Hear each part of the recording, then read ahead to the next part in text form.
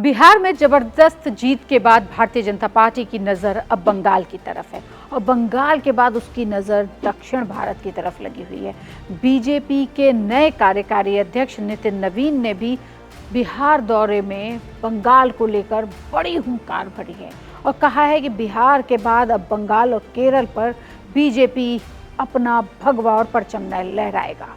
बंगाल से लेकर केरल तक भगवा लहराएंगे। उन्होंने बिहार बीजेपी के नेताओं और कार्यकर्ताओं को मिशन बंगाल के लिए जुट जाने का संदेश भी दिया। उन्होंने बिहार के नेताओं से कहा कि मिशन बंगाल को पूरा करने की जिम्मेदारी बिहार बीजेपी की है। बिहार में जबरदस्त सफलता के बाद यही मॉडल बंगाल में भी लागू किया जा सकता है। बिहार देश की राजनीति का केंद्र है और यहाँ के जनादेश का असर पूरे भारत की राजनीति पर पड़ता है। उन्होंने कहा कि बिहार सिर्फ एक राज्य नहीं बल्कि राष्ट्रीय राजनीति की दिशा तय करने वाला केंद्र है। नितिन ने दावा किया कि भाजपा संगठन को और मजबूत करने के लिए पार्टी 1 लाख नए युवक नेतृत्व को आगे लाने की योजना पर काम कर रही है। प्रधानमंत्री नरेंद्र मोदी और गृह मंत्री अमित शाह चाहते हैं कि देश के हर पंचायत से लेकर पार्लियामेंट तक भाजपा के कार्यकर्ता नेतृत्व करें। इसको साकार करने का दायित्व भी पार्टी के करोड़ों युवा कार्यकर्ताओं पर है। उन्होंने जोर देते हुए कहा कि अब पंचायत से लेकर पार्लियामेंट तक भाजपा का परचम लहराएगा और सामान्य कार्यकर्ता ही भविष्य का बड़ा नेता बनेगा।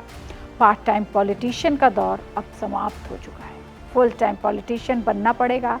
राजनीति में वही आगे बढ़ेगा जो सक्रिय होगा, समर्पित होगा और लगातार जनता के बीच काम करेगा। नवीन ने कहा कि एनडीए की जीत केवल बिहार तक सीमित नहीं रहेगी।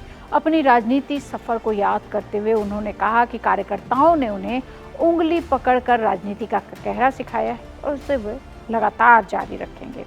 एक के बाद एक जिम्मेदारियां उन्हें मिलती गईं और जनता के आशीर्वाद से वो इस मुकाम तक पहुंच चुके हैं।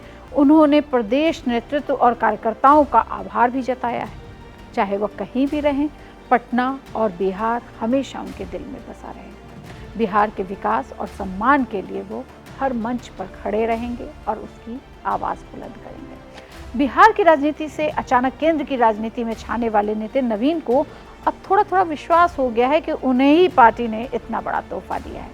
मोदी हैं तो मुमकिन है का नारा नितिन नवीन पर बिल्कुल सटीक बैठा है। बड़े बड़े धुरंधरों को पछाड़कर अचानक खुद का नाम सुनकर नितिन खुद ही विश्वास नहीं कर पा रहे थे कि उनके साथ किस्मत इतनी मेहरबान कैसे होगी। नितिन का राजनीतिक करियर महज 20 साल का है और वो 45 साल के हैं और 45 साल पुराने बीजेपी के राष्ट्रीय अध्यक्ष बनने जा रहे हैं।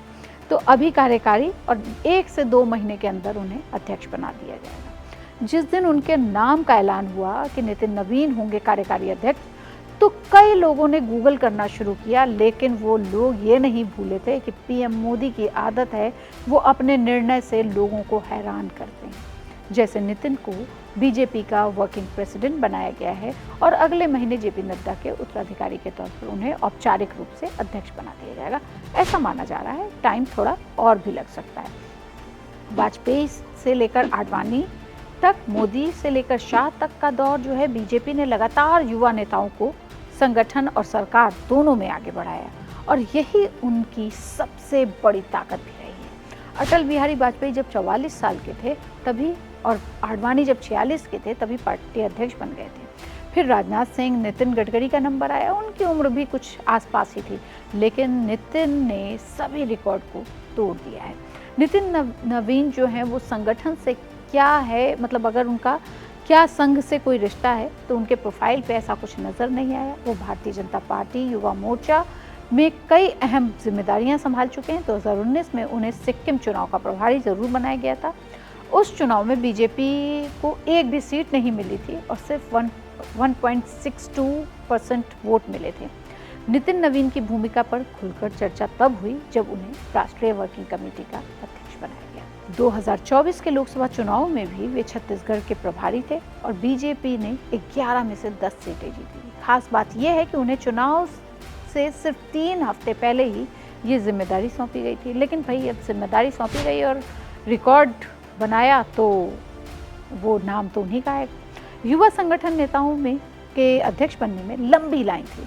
प्रधानमंत्री मोदी के पास अध्यक्ष पद के लिए कई विकल्प मौजूद थे। शिवराज सिंह चौहान, नितिन गडकरी जैसे वरिष्ठ नेताओं के साथ 40 और 45 की उम्र वाले भी कई मजबूत संगठनकर्ता थे, जिसमें धर्मेंद्र प्रधान का नाम बड़ा है।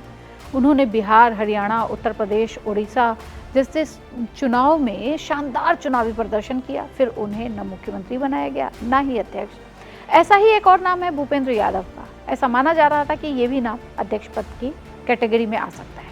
महाराष्ट्र के 2024 के चुनाव में उन्होंने बड़ी भूमिका निभाई। बंगाल में अगर कुछ जीत होती है तो भी उनका नाम आएगा ही, क्योंकि अभी वही प्रभारी हैं। आरएसएस को भी इन नामों से कोई आपत्ति नहीं थी, लेकिन बीजेपी के नेतृत्व ने 45 से 55 उम्र वालों की नई लिस्ट बनाई। लेकिन जब उन नामों पर चर्चा हुई तो शाह और मोदी का फेवरेट एक ही निकला, जिसका नाम था नितिन नवीन। पर दिल ही दिल में दोनों ही इन्हें पसंद भी करते थे। तो क्या अब अक्सर ये कहा जाता है कि आरएसएस बैकग्राउंड होना ज़रूरी है, तो हमने उसको स्क्रॉल किया तो बीजेपी के अध्यक्ष के लिए आरएसएस और या एबीवीपी से जुड़ाव जरूरी माना जाता रहा है। लेकिन नितिन नवीन बीजेपी की वेबसाइट प्रोफाइल में कहीं भी आरएसएस और एबीवीपी का जिक्र नहीं मिला। हालांकि उनके पिता जनसंघ में थे। संभव है कि नितिन नवीन भी संघ से जुड़े रहे हों। वैसे भी जनसंघ के पहले अध्यक्ष श्यामा प्रसाद मुखर्जी थे, जो खुद भी आरएसएस से नहीं थे। नितिन नवीन पहले ऐसे व्यक्ति होंगे जो राजनीतिक परिवार से आते हैं और बीजेपी के अध्यक्ष बने। लेकिन अब बीजेपी में वंशवाद कोई बड़ा मुद्दा भी नहीं रह गया है। बीजेपी नेता ये भी कह रहे हैं कि नितिन नवीन कायस्थ हैं और एक ऐसी ऊपरी जाति जो संख्या में कम है और किसी को नाराज नहीं करती। इसलिए क्या ये ऊंची जातियों को खुश करने के लिए भी, ये पिछड़ों को नाराज ना करने के लिए? अगर दूसरा कारण देखें तो फिर किसी ओबीसी नेता जैसे शिवराज सिंह चौहान को क्यों नहीं चुना गया? तो आखिर नितिन नवीन ही क्यों? तो नितिन नवीन अमित शाह के करीबी हैं। कई लोगों का मानना है कि वो मोदी के भी करीबी हैं। छठ पूजा के दौरान अमित शाह उनके घर गए थे, लेकिन तब किसी ने इस इशारे को नहीं समझा था। नितिन नवीन कम से कम 2029 लोकसभा चुनाव तक पार्टी की कमान जो है वो संभाल सकते हैं और आने वाले बड़े फैसलों में उनकी बड़ी भूमिका होगी। बस उसका नज़ारा ज़्यादा दूर नहीं, मार्च अप्रैल 2026 में ही दिख जाएगा, जब बंगाल में चुनाव होंगे। और ऐसी ही और खबरों के लिए देखते रहिए India.com।